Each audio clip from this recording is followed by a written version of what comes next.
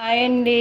ఇవాళ నైట్ తీసిన బ్లాగ్ ఇది. నేనైతే బియ్యం కడిగెట్టుకున్నాను. ఇవాళైతే మా వంట అయితే లేట్ అయింది.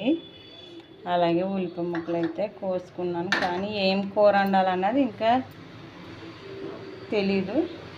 కూర అయితే మెంతుల పులుసు అయితే పెట్టుకుంటున్నాను. కళాయి అయితే పెట్టి ఆయిల్ అయితే ఇటుక్కుంది. ఉల్లిపాయ ముక్కలు అయితే వేసుకుంటున్నాను.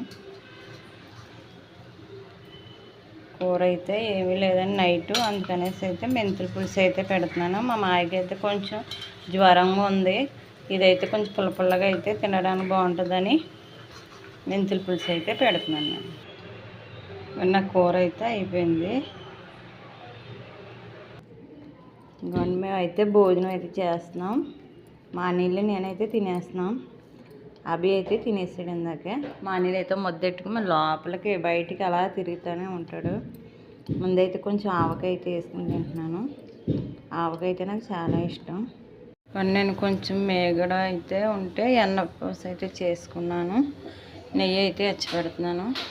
ఈ గేదె పాలు మా నాన్నగారు తెస్తారు.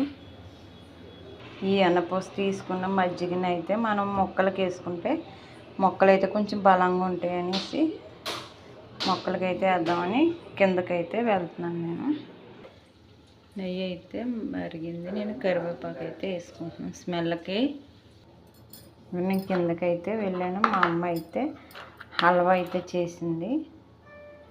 ఇవన్నీ ఇదైతే టేస్ట్ చూడమని ఇచ్చింది. ఇదైతే గోధుమలు అయితే 4 రోజులు నానబెట్టి ఇదైతే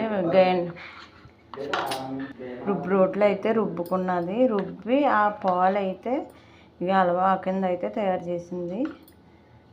వీడియో అయితే తీయలేదు. మళ్ళీ చేసినప్పుడు అయితే వీడియో తీస్తాను. మా మాయ అయితే హల్వా టేస్ట్ అయితే చూస్తున్నాడు. మా అమ్మ అయితే ఫోన్ చేస్తుంది. ఎలా ఉందో టేస్ట్ చెప్పలేదు అలాగని.